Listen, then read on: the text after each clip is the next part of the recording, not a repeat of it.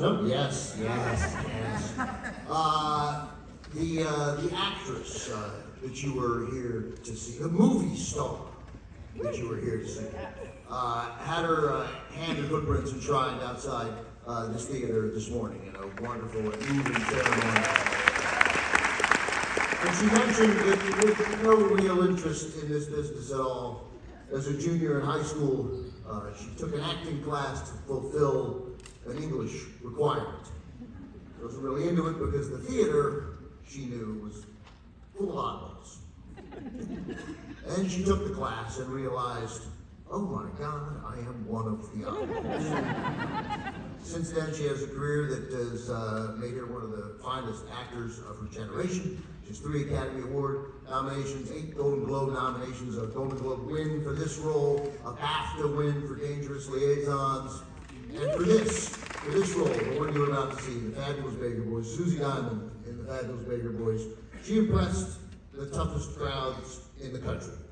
She was the Best Actress winner for this role with the New York Film Critics, the Los Angeles Film Critics, the Chicago Film Critics, the National Society of Film Critics, and the National Board of Review. Ladies and gentlemen, Michelle Pfeiffer.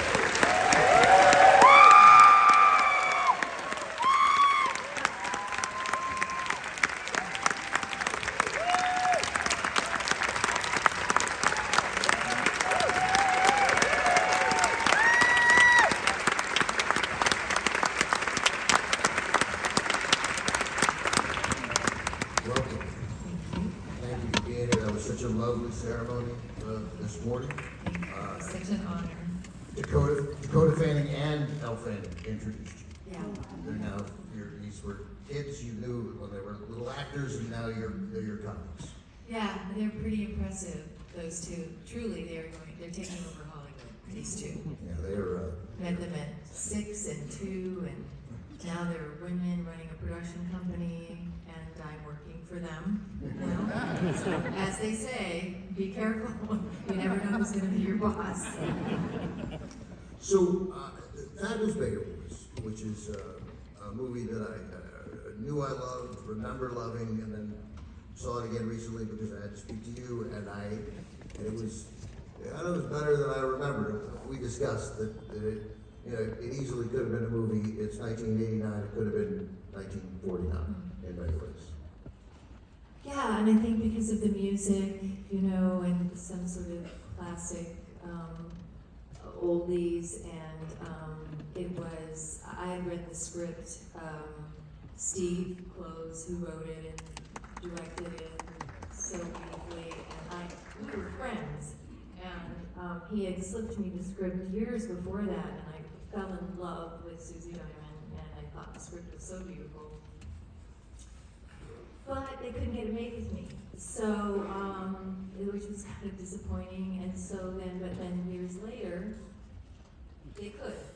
So we revisited that, and I was so excited. And it's one of my top most favorite experiences.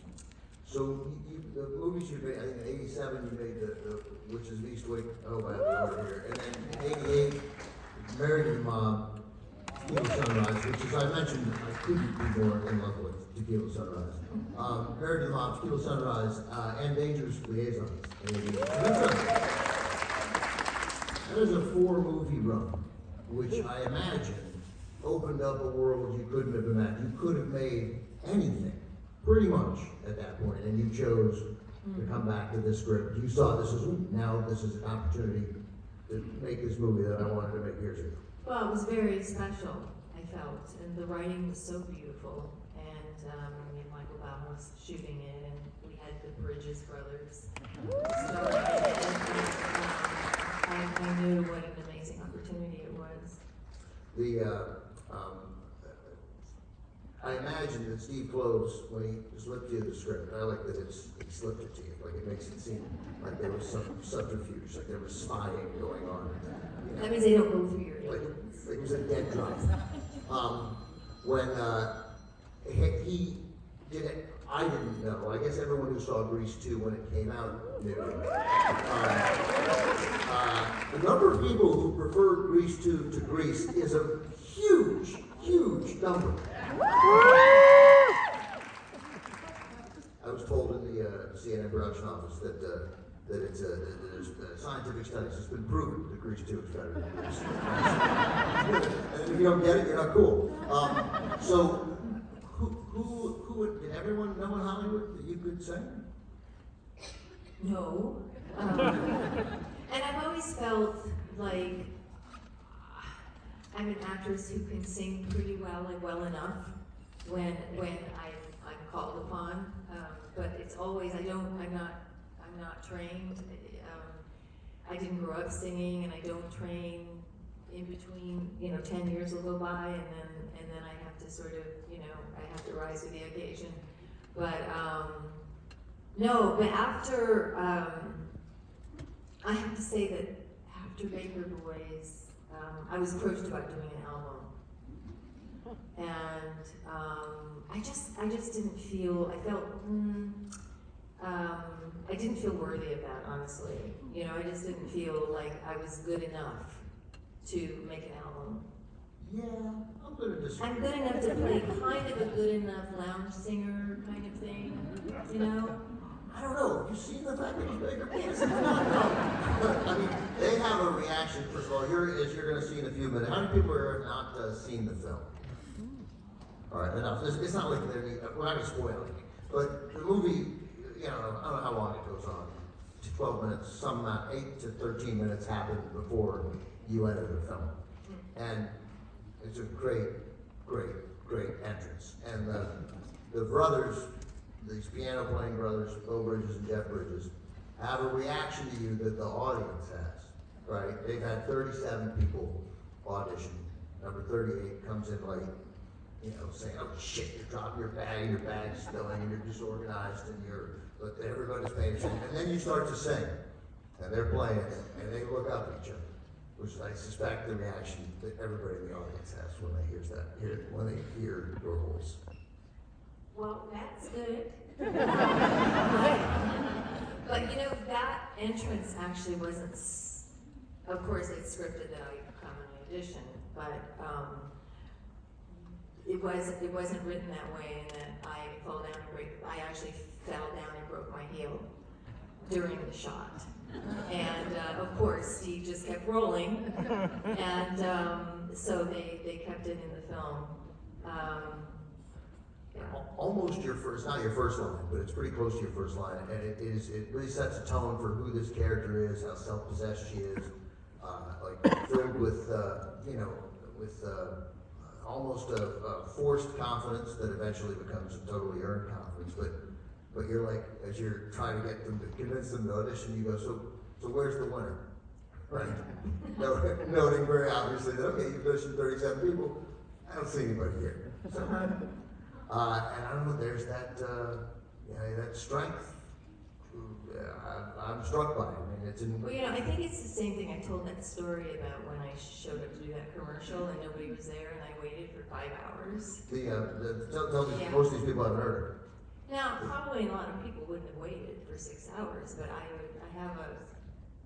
You've never been paid for an acting gig. Never. I had the courage. I'm like this girl from Orange County. I'm 20 years old. It's the middle of the night. I'm standing on the street corner in my red terry cloth jumpsuit. Yes, and and it was scary, and it was cold, but I had courage.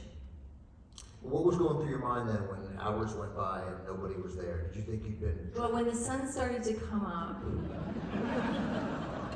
I thought, I'm not going to be in this commercial. They've started shooting and I'm not there. And I knew Malibu was an hour away. So, but I thought, well, maybe. I have hope. I'm a hopeful person in the end. So you mentioned, first of all, that red terry cloth jumpsuit. That's still around? Is that hanging in the closet? And I don't have Susie Diamond's red dress. Well, that was a natural segue there from one red outfit to another.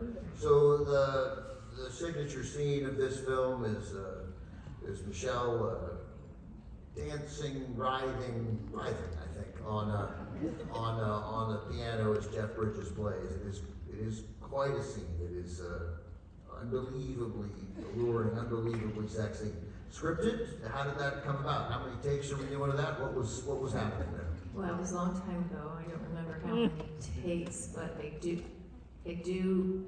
Sometimes when I read a script, and I think that I read something that scares me, I kind of forget that I read it. And then the week before shooting, I'll read the scene again. I'll wait, where this wasn't in the script. No, like they snuck it in on me or something, you know? And that was one of those scenes of the week before shooting. God, I would stand on top of a piano and sing. I mean, it's gonna be so corny. And I said that to Steve. I said, really? You want me to stand on top of a piano and sing? He said, yeah, it'll be good, it'll be good. He said, trust me. And if it's corny, I won't leave it in the movie. And it wasn't corny, and we left it in the movie. It was not, but I mean, you're not really, it's not fully standing the entire time, so I'm pointing that out. Not the entire time. Does You try standing in 6-inch heels on top of a black elaborate piano. You say that to me like you don't think I've done that. No, I get why you wouldn't be standing. I'm just so this is for people who aren't in this business, and including myself in that. I just talk about this business. But so does that? He's not choreographing your every move. Like once it starts. By the way, you're singing "Making Whoopee," and really to Jeff Bridges. And do you? How do you know what to do? Where to move? It was choreographed. It was choreographed. Yes, it was. It was. Mm-hmm. So you're following the steps. You're learning the steps and then following along. Mm-hmm. Yep. I mean, I know that we all love movies, and movies, they're. I'm sorry to break that to you. Because I can see the disappointment all over. Believe me, I've been disappointed at many other things today.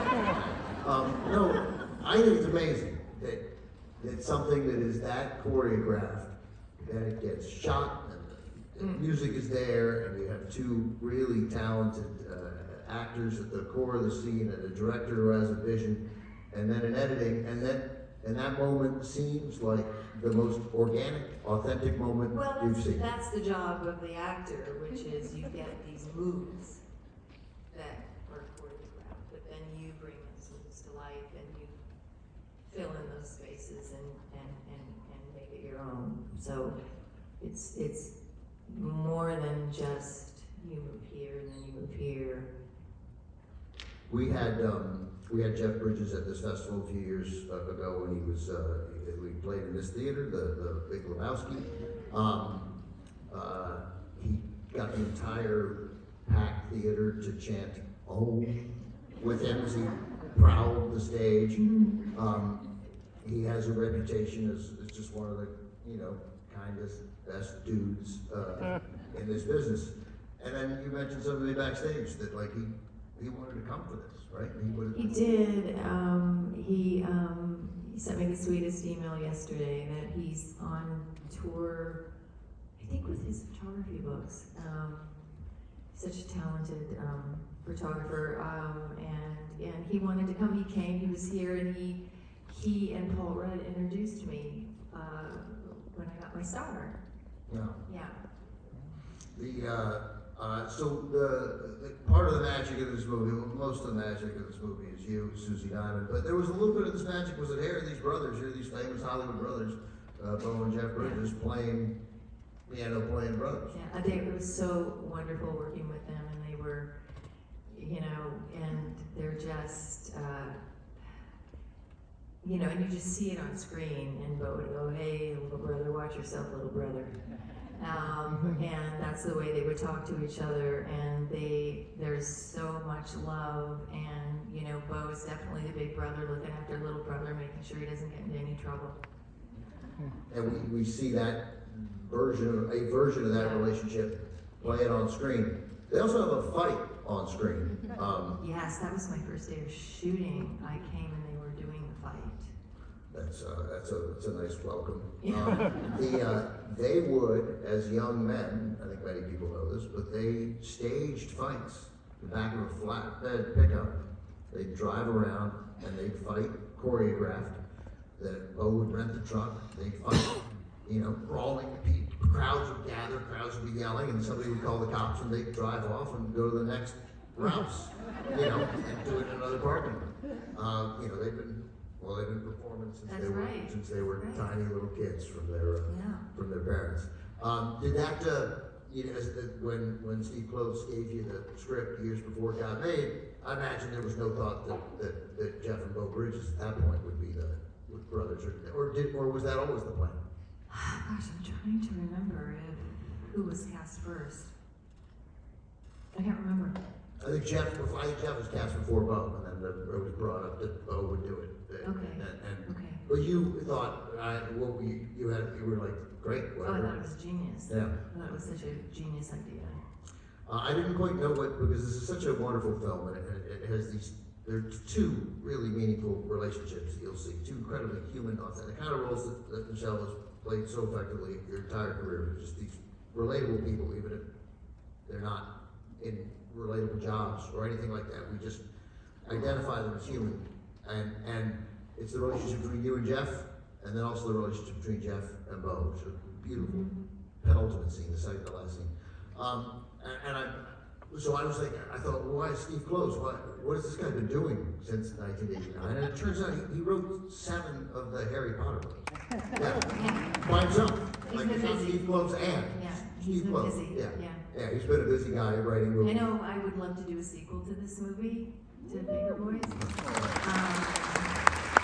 Steve. But yeah, no, he's too busy writing Harry Potter. So. I think that that should happen. Like Bo and Jeff are working, Like, you're where working. are these people now? Where are these 3 people now? Yeah, They're anywhere, doing anything. Yeah, and because you'll see the movie ends wonderfully, ambiguously, and like life. I could talk to you about 1,000 movies, but we're going to show this one.